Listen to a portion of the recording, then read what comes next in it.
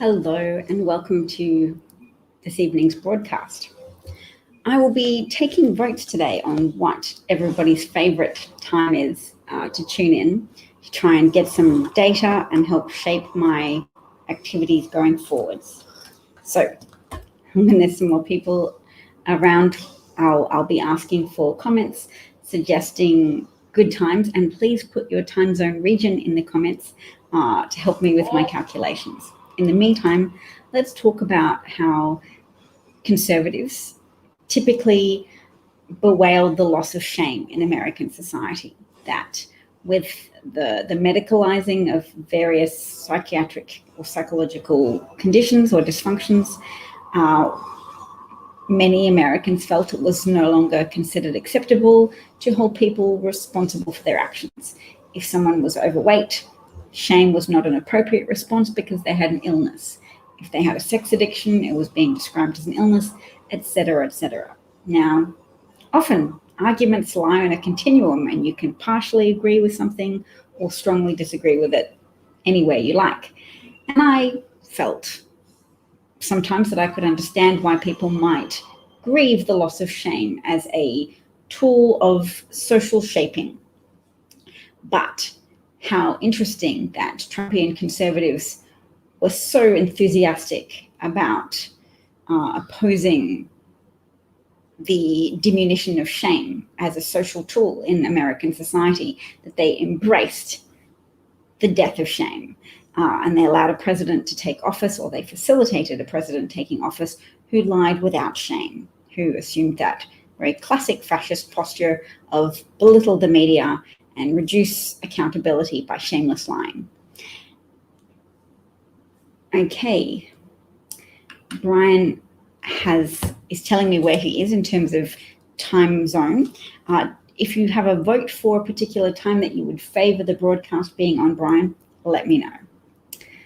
Oh my gosh, your brother's funeral is streaming today at 11. I'm so sorry, Bob. All the best for the funeral and for supporting your family during that difficult time. And hello, Jeff, and hello, Alan. Lovely to see you both. So, I'm going to share with everybody a thread from Ali Velshi, who makes an observation about what he's seen in relationship to shame and the Trumpian era. So, Ali says that he was very nervous about this inauguration, watched it like a parent, making sure everything went as planned because of, I guess, the context of what has been happening lately. He says, after a year that takes first place in our history for death, destruction, fear, and injustice, normalcy is struggling to regain its place. One thing with which we will struggle in this new day for America is the death of shame. I don't think shame is dead, but I'm still entertaining this argument, so bear with me. Ali says, in addition to the other norms the former president destroyed, former is a very critical point. He turned lying, deliberate, casual, and often with the force of law, into an art form, and with that contributed to the death of shame. I've been a business journalist, he says, for most of my career.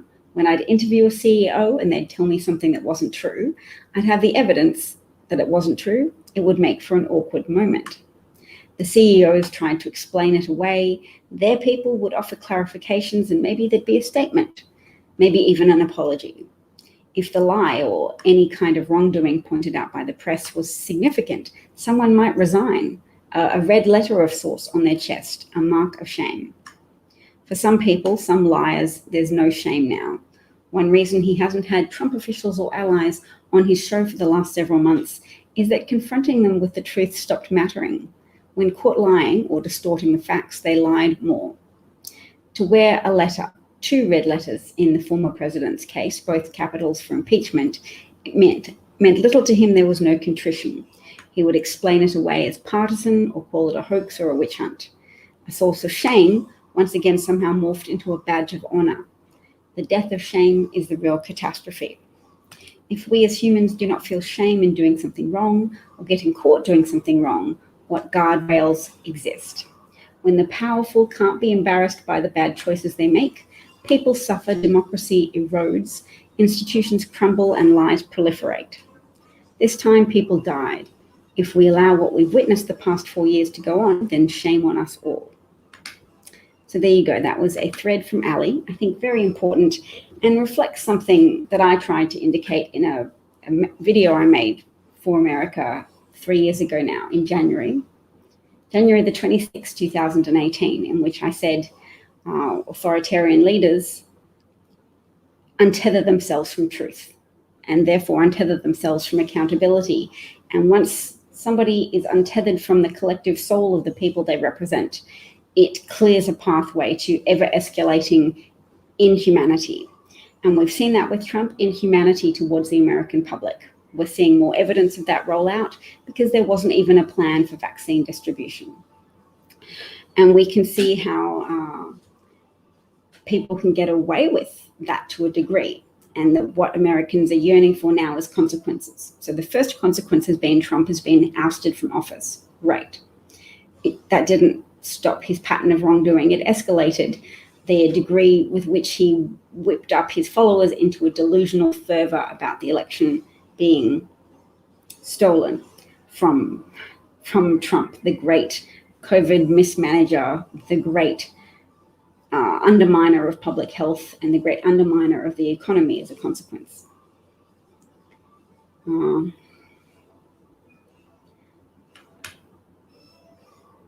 Okay, yes, Molly points out that normal seems kind of foreign to you. You're getting used to it, though. Rainbow League is sleeping better these days, still much to do. And people are offering sympathy to Bob. Yes, we are so sorry for your loss. And it was your younger brother too, which is hard to lose any sibling. But yes. So Mark says he likes the early show but finds the late show difficult to view, 6 or 7 p.m. Eastern Standard Time. We have one vote for that. Okay, and currently it's probably around 11 a.m. Is it 11 a.m. now? Probably 11 p.m., 11 a.m. right now, Pacific time. I've got to work on my time zones. All right. Okay. PST, okay. And yes, it is very true to keep emphasizing that having ethical guardrails are critical to preventing the erosion of democracy and to having a strong democracy. And we can see now that democracy, as underlined by everybody's recent experience, is not an altruistic concept, not an abstract concept. It's very real, and the absence of democracy facilitates corruption, self-serving behavior, which leads to death, which leads to poor outcomes. So everybody that hitches their wagon to a fascist is hoping for personal advancement and hoping for personal gain, that the fascist will grant them favors in exchange for their loyalty that won't be a function of how much they subscribe to common values, how much they care for their country, or how committed they are to the public good. People who hitch their wagon to a fascist are hoping that they will be doled out the favors, that they will get the special treatment, and that they want to join in on that bandwagon. You have an erosion of belief and devotion to the common good in exchange for transactional, personal interactions with a corrupt leadership. So Alan's got a vote for 9 p.m. to 11 p.m., which is 10 to 12 a.m. my time. Which is probably 10 a.m. to 12 p.m. my time, yes. Yes, Larry King died and he'd been hospitalized for COVID prior to that. So people don't seem to be mentioning that his death was as a consequence of COVID, but he was recently taken off ICU support and was able to breathe independently. So it's presumed just one of those COVID relapses that we hear about because the progression of COVID goes up and down. And Khalili wants to say that the world has been destroyed since Biden stepped into the ring. And I've heard a very good response today that when trolls seek to change the conversation and say, oh, well, Biden's got a Rolex watch or Biden something, we don't feed into a game of heightened emotions. We don't respond to their inappropriate outrage by responding at an outrage that level on their topic of choice. We don't say, Biden has a Rolex watch, well, what about Trump's golf? So we don't engage about the financial terms because that's them still dictating the topic of discussion, finances of presidents and whether they have Rolexes or not. We instead recenter the conversation with outrage about something far more pressing that they're trying to distract us from. So they say, Biden has a Rolex. And we say, Trump helped incite a riot at the Capitol involving a violent effort to overthrow the seat of American government, with people heavily involved in plotting to murder lawmakers, hang Mike Pence, kill Nancy Pelosi, and therefore negate or nullify the results of the recent election, which was certified by all the states and was merely progressing through a formality for certification by members of the House and Senate.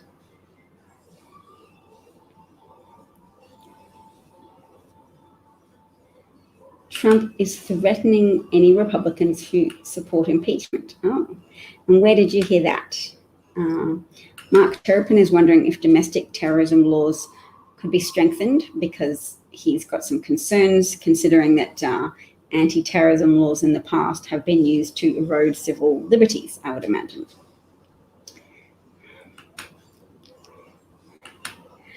I do love it when my fellow broadcasters say hello to each other. All right. Can you hear my husband? He's playing a computer game. I think he's turned the volume down from before, which is good. Look, somebody I follow on Twitter has made it their goal, and they say, what legal and financial means can help end Fox News? I want to make it my mission. Any ideas? And Sleeping Giants, you might have heard of them. They're one man started this organization to just take down Breitbart, essentially, by challenging corporations that ran advertisements on Breitbart saying, what are you doing? Do you realize you're funding racism and sexism and many bad isms? And it's grown and grown and has a weight to it. But Sleeping Giants noted that if you have basic cable, you pay a significant carriage fee to Fox News. So that's right, people who have cable are paying for Fox News. We can and should demand that you don't have to. Call your cable companies or even quit them. With cord cutting, those fees are naturally disappearing. This approach hasn't been discussed that much, but NFL broadcasting contracts are being renewed soon. There's no reason why the NFL, some of whose players have been vilified on Fox News, should continue to do business with the same company. So I don't know when Sleeping Giants posted that or when the NFL broadcasting contracts are actually being renewed. But do you know what? If we make a couple of popular TikTok videos, we could get the young folk to really hop on board with that, to watch Netflix, leave behind, cut the cord to cable, and therefore stop funding Fox. Because Fox really has underlined that it is a potent driver of intellectual dysfunction in the United States. People believing things that distance them from reality and distance them from ethics and distance them from an ability to function as a responsible citizen of their country. And that is corrosive to not only American values, but to American outcomes. It has helped produce a reality in which 500,000 people are dead from the neglect of their federal government, from the willful and malevolent sabotage of their federal government for health, for a healthcare response, for a public health response to a national crisis. Verizon allows users to remove channels and not be charged. You have to call and negotiate though. There you go. So anybody who's desperate to still watch cable, we could recommend having Verizon as a provider. And for anybody who can just afford to find other revenues of entertainment, other streams of entertainment, to just completely cut cable altogether. Because yes, Clive says that Fox News is a terror network, and it can. And yes, bringing up Trump's gold toilet is a very reflexive response to people bringing up Joe Biden's watch. So it might be like barking up. What's a good metaphor for doing something that's not a particularly worthwhile endeavor? It might be like trying to light a candle in a storm, to ask people to not just respond around a topic that conservatives are initiating. That if they bring up a Rolex, to not respond about the gold toilet, to instead respond with the most pressing topic from our own heart, from our own value system.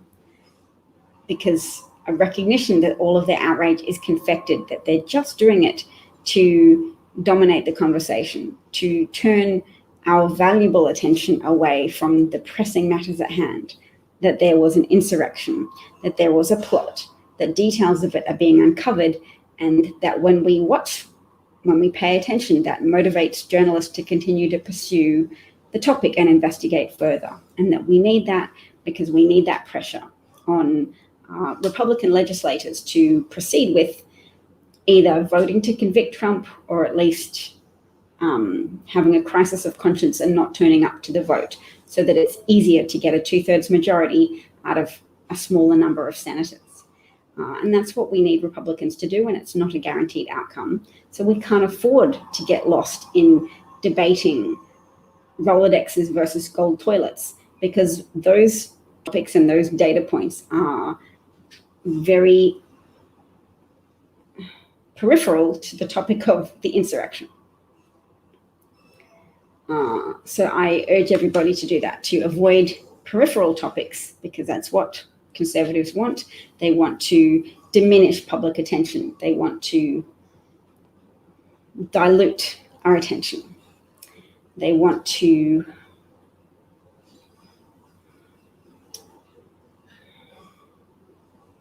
dissipate our focus. I'm writing those words down. Dissipate and dilute. Words are so powerful. I presume you all know, although you mightn't, that at one point Newt Gingrich was circulating some phrases for conservatives to use consistently. And this was a great battle strategy introduced by Newt Gingrich, who was approaching politics as a battle rather than as a civil debate for which policies might have more appeal or be more meritorious on the facts.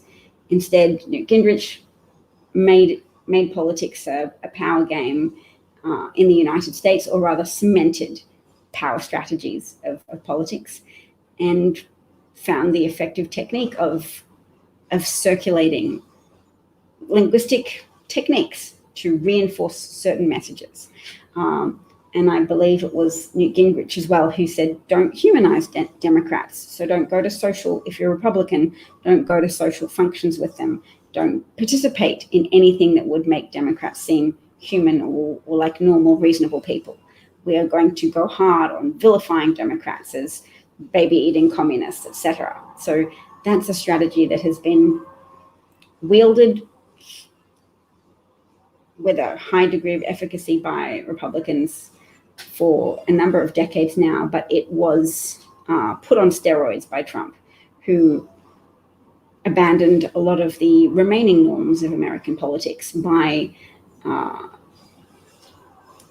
descending to the level of childish name-calling.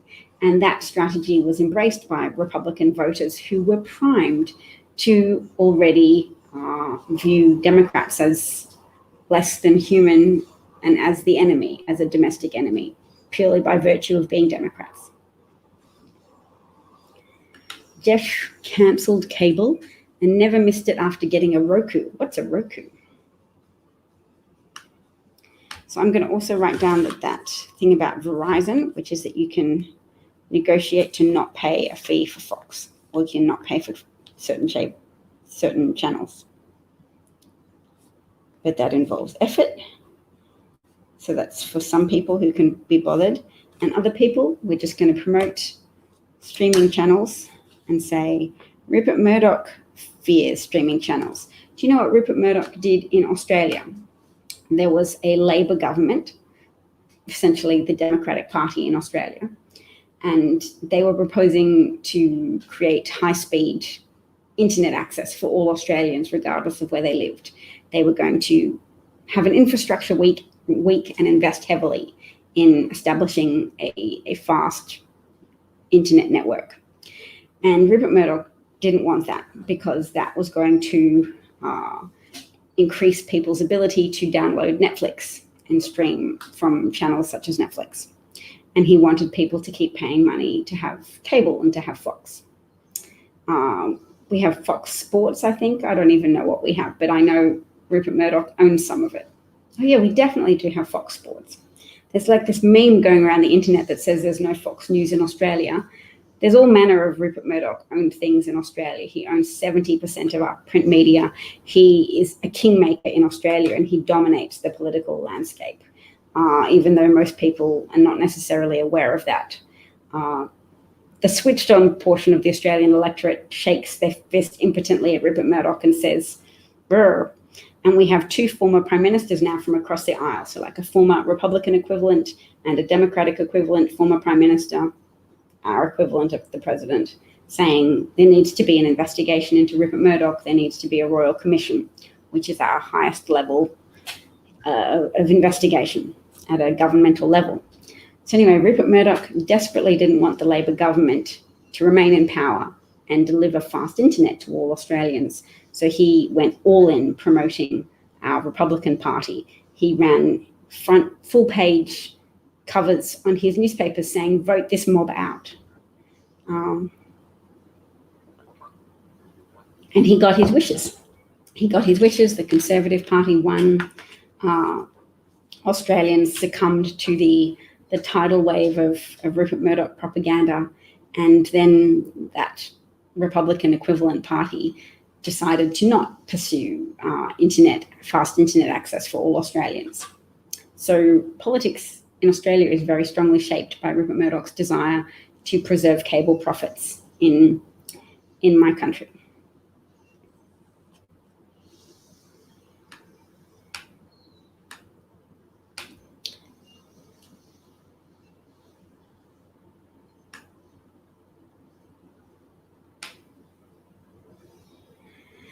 Clive is annoyed at the New York Times for running the Rolex story. True, but they're doing other things that are just as bad if you want to not just get all wound up about just that. They've done something just as bad today, which is run a story on vaccines not being distributed efficiently.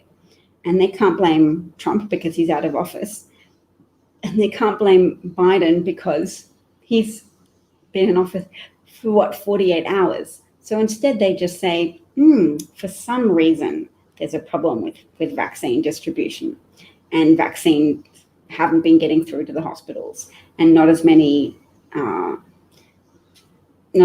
vaccine doses as was anticipated are available to be delivered, and so appointments are being cancelled. And when I read that, it filled me almost with horror to say the New York Times is knowingly catering to people who will blame Biden for this, whose partisan mindsets are so established that people are unconscious of them, and they will read a story that doesn't specifically hold anybody to account for the willful sabotage of the vaccine rollout arrangement, and they will blame Biden because he is in office. So their eyes are primed and ready to find someone to criticize. So they know that just by leaving off Trump's name, when the Trump administration specifically failed to have a vaccine rollout arrangement in place, specifically, malevolently failed to do that, and has sabotaged the rollout of the vaccines. That, and they knew that they would benefit either way. Trump would benefit from sabotaging vaccine rollout in America, because if Biden's in power, then people will criticize Biden, and he'll go, and his supporters will go, yeah, Biden's terrible. And if Trump had managed to succeed with his coup insurrection efforts to wink, nudge, help armed paramilitary people who supported him to murder lawmakers in the Capitol, and potentially even blow the whole Capitol building up by sealing lawmakers in tunnels. And as was reported in the Washington Post, the text messages said, "Turn on the gas." If Trump had succeeded with that insurrection effort, had declared martial law and said, well, something bad's happened, maybe it was Antifa, but all of the Congress are dead, so I'll just have to, appoint myself to another indefinite term in government, so that at least we have a stable executive branch now that America's just suffered the tragedy of having all of its legislative branch mysteriously gassed in a Capitol explosion. If he succeeded in that, it didn't matter if he didn't have a successful vaccination rollout, because he still had a brainwashed, devoted base who don't ask the media to hold him to account, who don't trust the media if they try to hold him to account, and they don't personally hold him to account at all, because he gratifies them emotionally by making them feel special. And he's already sucked them into identifying with him and therefore being defensive on his behalf and celebrating every time he defeats accountability or defeats expectations.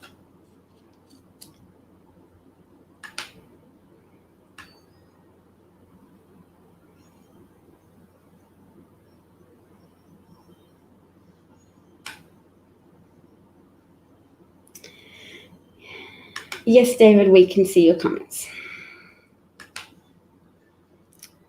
And somebody's suggesting they have a little vestigial tail and they're promoting disinformation, so we mute or block those accounts. Yes, Operation Warp Speed was an optical ploy, as per most Trump initiatives.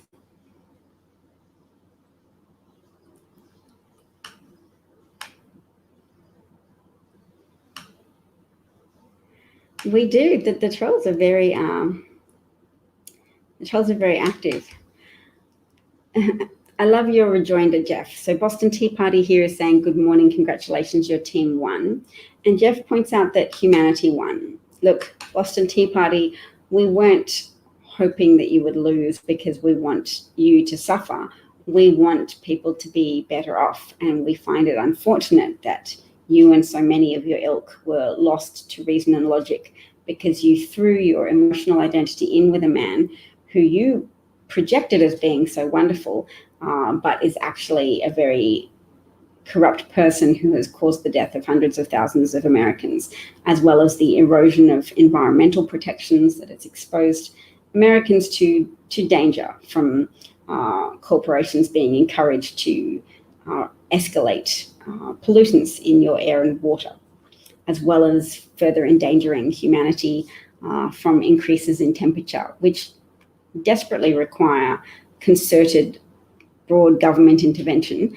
And Trump and his fossil fuel allies, such as Putin, were very hell-bent on sabotaging democracy around the world so that no effective action could be taken to help humanity, but potentially challenge the profits of people employed in those industries, fossil fuel industries. Yeah, and the states should not be responsible for the distribution of the vaccine. That's a fallacy pushed on the United States, that all of this national pandemic problem should be at a state level. You've been deceived in a very destructive way because the federal government has powers such as the Defense Production Act of 1953, which allows the federal government to compel corporations to enter into contracts with the government in which they manufacture items that are necessary for the benefit of the American people. And that Defense Production Act is used in war scenarios to build tanks and planes and everything necessary in a hurry.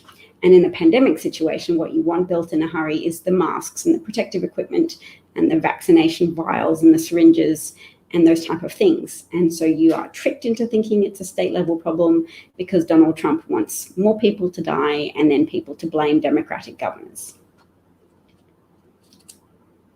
So a pandemic problem is a national level problem that affects all the states and requires effective coordination. So Boston Tea Party, how are you feeling? You might be focusing on a feeling of loss as if your team has been defeated.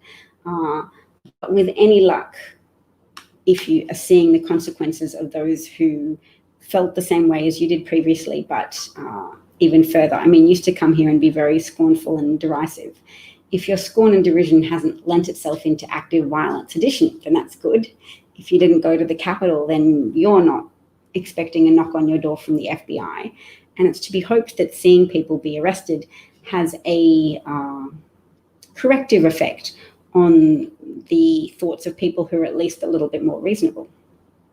So if you've muted Boston Tea Party, unmute him so that he can reply, because I'm a little bit curious.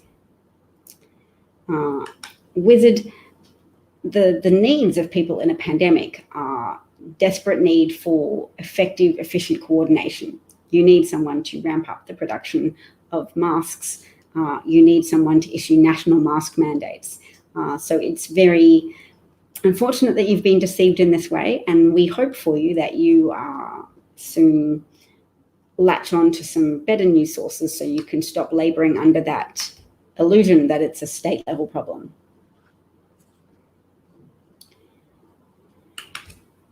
And certainly Trump liked making it a state level problem and then abusing certain states, and FEMA, under Trump's instigation, withholding or stealing resources that state governors had ordered. Oh, that's good. So, so Boston Tea Party isn't feeling sad that his team lost because he's still got Jesus and Jesus has saved him.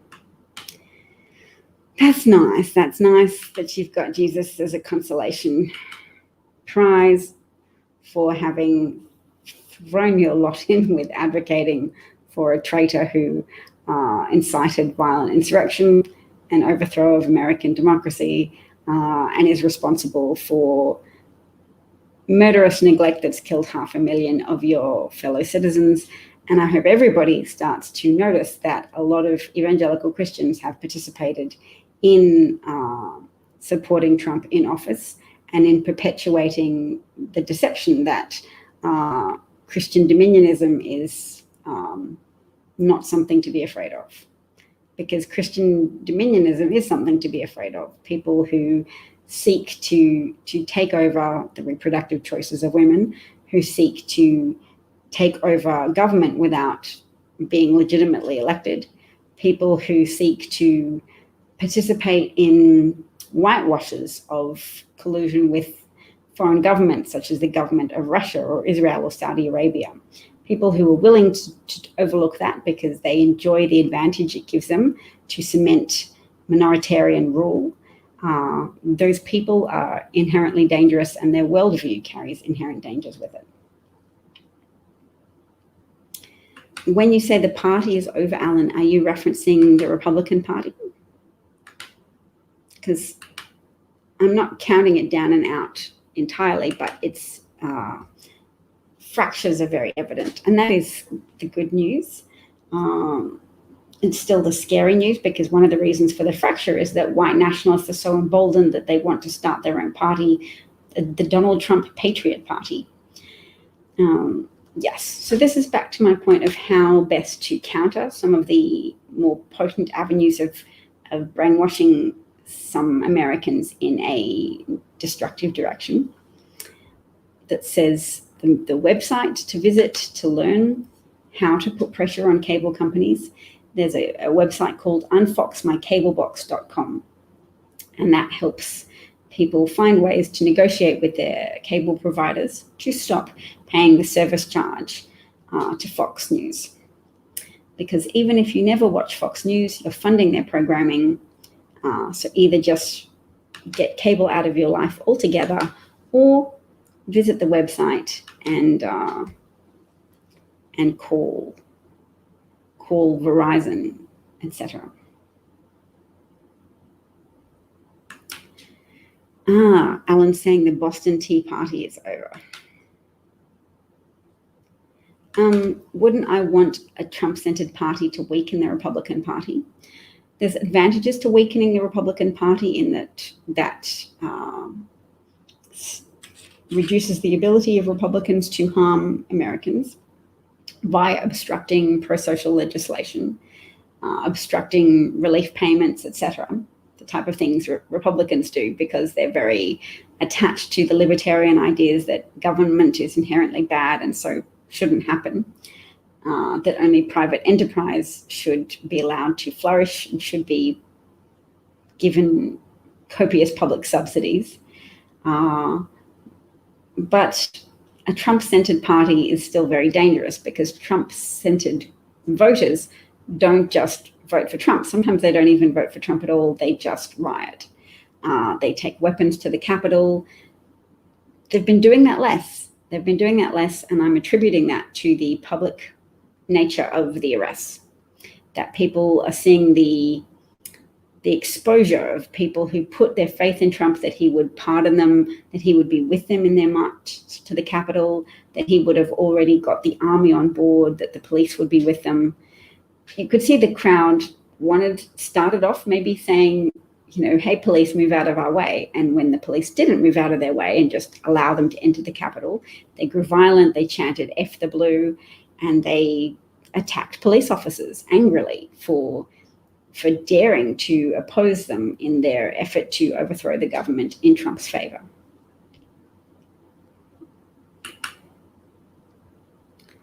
All right. Next point. So if I was good at TikTok, I would make a video saying, hey kids, watch Netflix, don't watch Fox. Apparently it's getting quite hard to encourage kids to leave the house, and that's a byproduct of the enforced encouragement to stay indoors to avoid other people. Really, people should be getting outside time, just not with other people. You should be allowed to leave the house. You don't have to stay home in your house. The message has to be avoid other people. Wear masks and don't hang around other people where you might be able to breathe on them or they can breathe on you. I'm going to note that there are stunning scenes. This is Alexander Vindman, who says stunning scenes from across Russia, Moscow, and St. Petersburg. And they aren't, stunning scenes from Russia, because Moscow and St. Petersburg aren't representative of all Russia. So too often events there don't represent the views of the rest of the country. These protests that are currently occurring right now are different. In the dead of winter, tens of thousands have come out in the streets.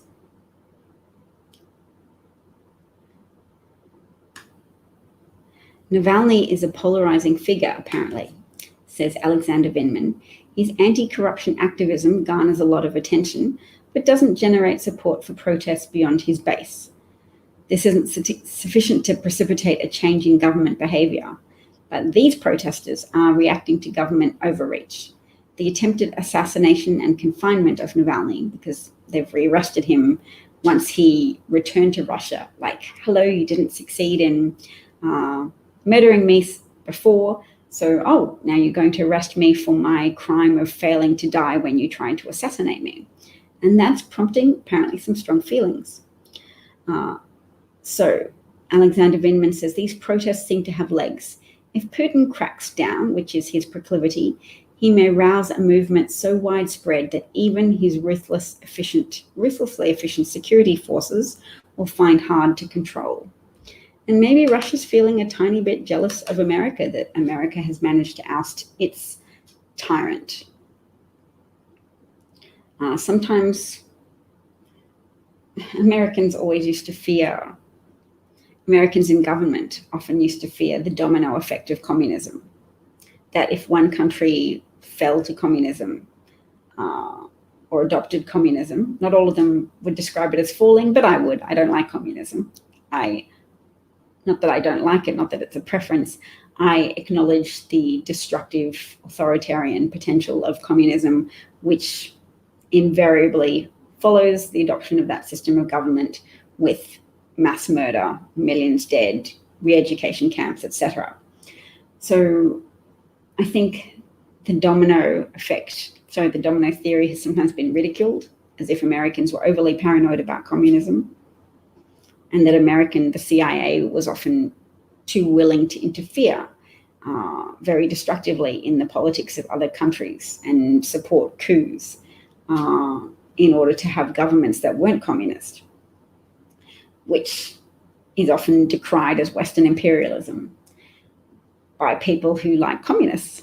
But there's a middle ground of being able to say, yep, CIA-backed coups aren't always the best answers for regional problems. There might be better, more diplomatic ways to oppose communism. Maybe there could be educative programs, etc., to let people know, hey, communism might sound appealing. It's a populist style of government. It tells people what they want to hear in many cases, but it lends itself easily to a type of extremism that results in mass death.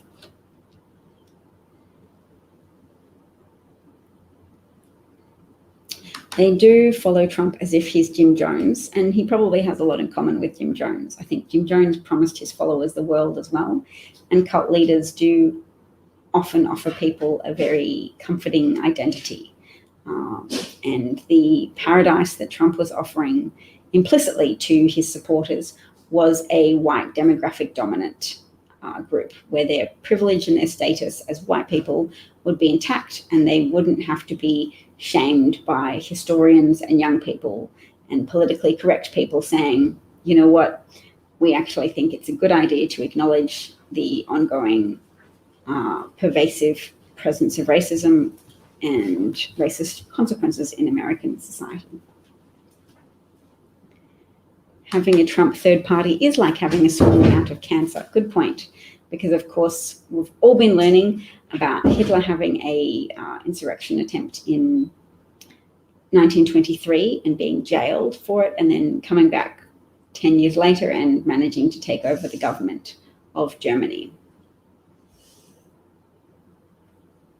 Yes, the CIA has allegedly participated in assassination of the leaders of foreign countries and supporting coups that have led to repressive extremist government.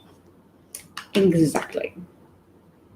So whilst we don't endorse communism, there can be overly aggressive responses to prevent communism that result in very deadly outcomes for people.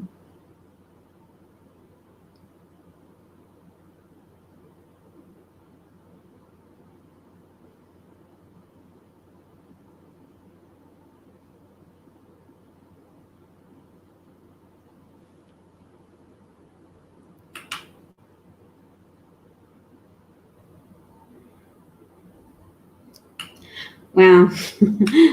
Just a little infighting in Twitter resistance. Someone says about Russia, wouldn't a widespread movement be amazing? An insurrection in Russia could benefit Russians. I wish them all strength and fortitude during this time of fear and pandemic. And a Canadian resistor who's got quite a presence online says, did you march and protest against Trump's assault on democracy and institutions in America, Bonnie? Did you march against the concentration camps prior to COVID-19? Fewer than 1% of Americans protested. So people getting angry at each other for wishing the Russians luck in opposing their government and comparing it to apathy in the United States in response to Trump. And I wouldn't say, well, it would have been great if there was less apathy. Yes, it would have been great if there were more protests to protest the children being separated from their parents. But people were also just looking to institutions for salvation, waiting for Mueller's report to evict Trump from office. And it was obvious that there was no way to shame Trump into changing his behavior because he was a liar, and you can't shame liars because when you confront them with their lies or their misconduct or their malfeasance, they just use it to claim persecution. So in a way, widespread protests would have still fitted into Trump's narrative of, look at these feral people against me, real, normal, stable family people who don't protest. You are the true Americans. And it wouldn't have helped galvanize more public support. So in a way, it was hard to get Trump out, but the Democratic method of building support for an alternate leader, Joe Biden, a man of conscience who's turning his efforts to reuniting those children with their families and ending freezing deportations, and I'm sure taking multiple other executive actions to diminish the harm as quickly as possible that Trump has instigated at the border. Yes, I agree with you, Mo. The best protest actually is that groundwork of organizing voters. Oh, and look, this person literally has put Murdoch in their name. You want Murdoch to run for president in 2024? Thanks for coming here to get the attention that you want. I'm flattered that you chose here. Thanks. Thanks for contributing to the algorithm, I guess. Mark's also making a point, though, that protests help build movements that lead to more voting. True. Once you run with the impetus to leave your house, you've made a commitment. You've established your identity as supporting a cause. So I've just made two arguments on different sides of an issue there. I've argued that Trump can point to protests and say, my supporters need to defend America from these rabid protesters, but also those who attended the Women's March, the March for Life against abusive gun policies.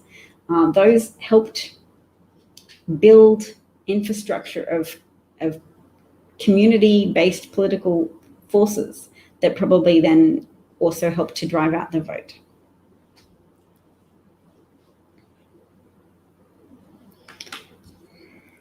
Wizard, we'd take you more seriously if you weren't Trumpish. So blockchain, I'm not familiar with that. It sounds Bitcoiny to me. But feel free to elaborate. We haven't blocked you because you're not an offensive Trumpy person. You're just you've got your different point of view. It'd be great for Putin's number to be up, but I'm sure he's got lots of cards to play before he allows himself to be ousted. He's a very, very wealthy, powerful, unprincipled, murderous person. Now, before I leave, I think this will be the last point. This is what the New York Times is doing. It won't get as much outrage today as the Rolex article, but look, the article is called New Pandemic Plight. Hospitals are running out of vaccines. Now, I read the whole article and it does not mention Trump. What it does is leave a vacuum open for people to start getting angry with Joe Biden, even though Joe Biden's not responsible for the Trump administration's failure to organize a vaccine delivery plan. True, most political movements are about perception, not policy. Very few people would have the political levels of engagement or insight to have a robust opinion about what policy is better. People vote for charismatic, high-profile, appealing leaders who make promises that just align with their values. So they're not necessarily promising a policy to deliver an outcome. They're promising an outcome. All right, so this is the New York Times article. I will share it directly. Hang on.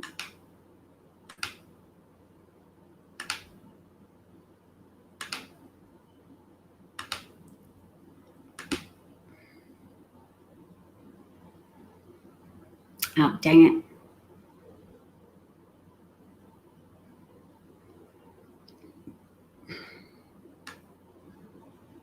Okay, new pandemic plight. Hospitals are running out of vaccines. Health officials are frustrated that available doses are going unused while the virus is killing thousands of people each day. Many vaccine appointments have been cancelled. And I've read this whole article, has various health executives talking about problems, does not mention, look, in the midst of one of the deadliest phases of the pandemic in the United States, health officials in Texas and around the country are growing desperate, unable to get clear answers as to why the long-anticipated vaccines are suddenly in short supply. That is one of the most ridiculously anti-democratic sentences I've ever read, but it's very subtle. And you wouldn't recognize it as that because it's not obvious. It's not blatantly saying, why does Biden have a Rolex? It's an insidious method of failing to acknowledge the truth that we know that the Trump administration did not have a vaccine rollout plan. So when they say, that sentence again, health officials are growing desperate, unable to get clear answers as to why the long-anticipated vaccines are suddenly in short supply. We know the answer. The Trump administration sabotaged vaccine rollout, and their failure to include that is just priming people to blame a new president that's been in office 48 hours. So there is a vaccine shortage. It's real. You're scheduled to get it in February, but the date was cancelled. Now, Alan, do you think it's responsible journalism to mention the cancelling of vaccine appointments and the mismanagement of the vaccine rollout without noting which federal government was responsible for vaccine rollout?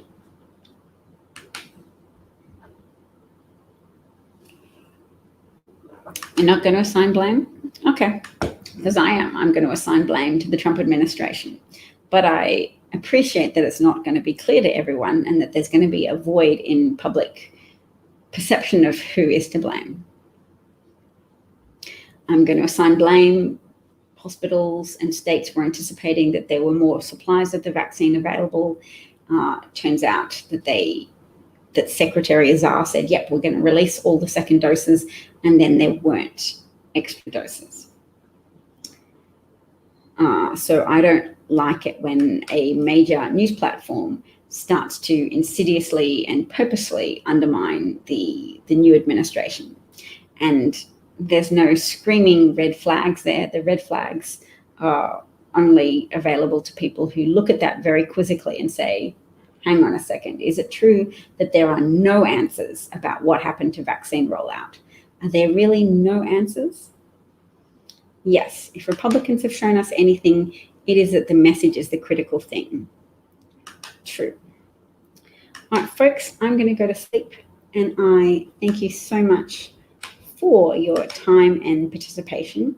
Mo6977, you don't have a profile picture or a particularly memorable name, but I'm going to write it down because your contributions are valuable here. I've enjoyed them. Thank you, Mark. Thank you, Alan. Your contributions are very valuable and appreciated. I'd like to thank all of my Patreons and my moderators. Patreons are people who so valued my input over the past 3 years that they have set up a means to reward me for my efforts, which is very kind and much appreciated, and helps give me a sense of purpose to know that, what I do has value to some. And so yes, for anybody, just ask and we can let you know how to become a Patreon. And if you have any ideas for services that I could do, like I don't want to do special broadcasts for Patreon subscribers. All my broadcasts are for everybody with the time and inclination to listen. But if anybody has an idea like, oh, what if you just do special singing broadcasts for Patreons? We miss you singing Hamilton songs at us. Let me know, because I would be open to doing that. But my news analysis broadcasts are still always going to be available to everyone. Thanks, Jeff. And that is how, as Molly says. Molly is a Patreon, for which I'm very grateful. And Alan is a very long-standing and supportive Patreon as well. Thank you so much, you two. And it's true, you can become a Patreon for as little as $2 a month. It is entirely voluntary. The amount is entirely voluntary. Yeah, thanks, Dylan. It's a great privacy screen, isn't it? Thanks, Jeff. Thanks, everybody. Who else did we have today? Mo, Mark, Terrapin, Marcus Terrapin, Alan, and is that all? I think that's all. All the cool kids are doing it. Yes, absolutely. So take care, everybody. Keep an eye on those important stories that Republicans are, of course, trying to distract from, that there was an attempted coup, that we now know that Trump was trying to depose his acting attorney general, Rosen, and replace him with Jeffrey Clark, who was head of the criminal division, but who intended to empower Trump to overturn the election results in Georgia. And Georgia, in and of itself, wouldn't have given Trump an election victory, but presumably you went to the situation. Once you've overturned the results in Georgia, then you embolden Republican officials in other states to overturn their results. So that was Trump's first effort for a coup. That failed, that didn't work out. All of the senior officials in the Department of Justice threatened to resign if acting Attorney General Rosen was deposed.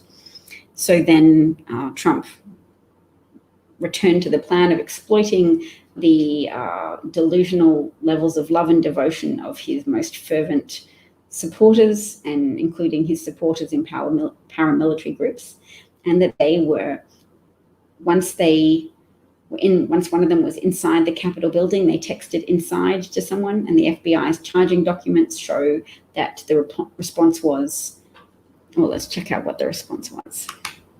It was included the phrase, "turn on the gas."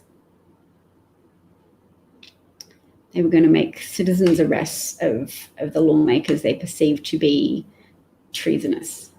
"You are executing citizens' arrest. Arrest this assembly. We have probable cause for acts of treason and election fraud," a man replied, according to audio recordings of communications between Jessica Watkins, a Oath Keeper paramilitary member, and others during the incursion. "Get it, Jess," replied a man. "This is everything we effing trained for."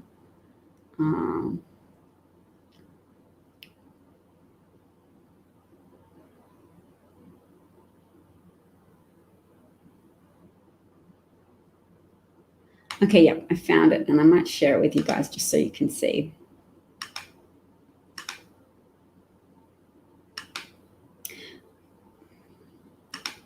Mo, you've asked if I have a regular schedule, and I don't at all. Well, not at all. I broadcast around this time usually, but I'm trying to phase that out because it's bad for my sleeping patterns, and now at least Trump doesn't have the nuclear football anymore, the nuclear codes, so I'm hoping to reform my bad sleeping patterns. So, which is why I was asking people earlier to, oh wow, somebody just became a Patreon. Bless you. And the person who just did that, are you comfortable with me using your first name to thank you? Because I totally won't if you don't want me to, but I just literally got an alert on my iPad saying I have a new Patreon. How awesome. Thank you so much to that person. I'm taking votes, though, on what is a preferred time. And Alan suggested between 9 p.m. to 11 p.m. Pacific time. And yes. Oh, yes, for the Q people, March the 4th is a watershed date. They're suggesting there'll be a new inauguration on that date. So that helps us be relieved that they're keeping 7,000 National Guard in DC until March, and hopefully with better sleeping arrangements than the parking garage. And how great is it that the new First Lady, Dr. Jill Biden, went to see the National Guard with cookies as a gesture, because I'm sure the Bidens had nothing to do with the abrupt removal of the National Guard from the Capitol building into nearby parking stations to sleep.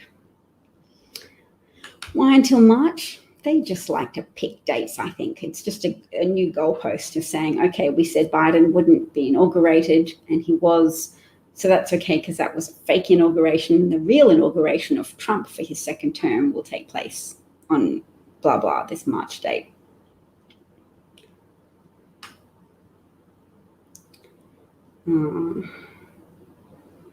Yes.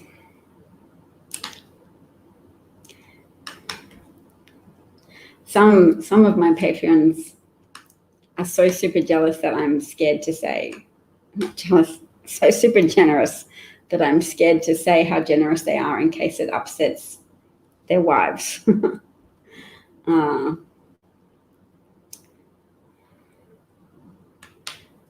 Did March 4th used to be the old inauguration date, eh?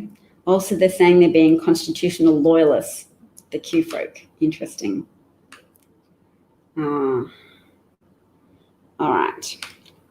So 9 p.m. to 11 p.m. would be in the morning for me, which I can do on school days, provided I get enough sleep. So what I might do, go to bed now, and then maybe I can broadcast at around 9 p.m. Pacific time tomorrow. Now let's convert Pacific time to Eastern time.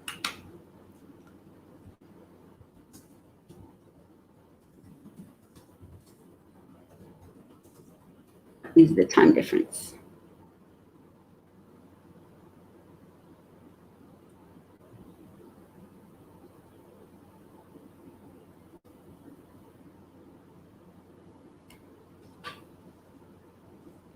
Oh, so 9 p.m. Pacific time would be 12 a.m. So it'd be later Sunday. Okay. All right. Well, anyway, I'm going to work on that. We'll see how it goes. That was you, Mark. Oh, well, thank you. Thank you, Mark is now my new Patreon, and you should be too, he says to other listeners. Bless your heart, Mark. That is very sweet and very generous of you. Thank you so much. I'm very cheered. Even though Trump's in office, I still have a place to occupy as an independent, journalistic type person. And Molly says, thank you. It does feel good to support Dav's work. It does. It feels good from this end. I'm so glad to hear it feels good from your end too. I'm going to go tell my husband and go to bed. Thank you so much, everyone. Just say we're awesome and smart. Yes, you are awesome and smart and have wonderful taste. Take care, everybody. Stay safe. Trump's out of office. There's President Biden. Let's say that every day now because it feels so relaxing. President Biden has the nuclear codes now. Trump is somebody who we will still talk about. We will not make his name be Voldemort or that which is never spoken of, because we will have accountability, because we will have a deterrent for future action. I'm not asking for the federal death penalty to stay intact. At least there will be an end to federal executions now, because Trump and Barr went on a frenzy of pandering to strongman fascist ethos, aesthetics, fascist aesthetics by executing 13 people over the last few months. But that's done. The Paris Agreement rejoined. Who rejoined? Children to be reunited with their parents, agencies to devote more effort and resources to that. Yes, indeed. Trump is the the ex-President Trump. Let's keep saying ex-president, disgraced ex-President Trump. I'm going to write that down to just remind myself to use that. Disgraced former President Trump.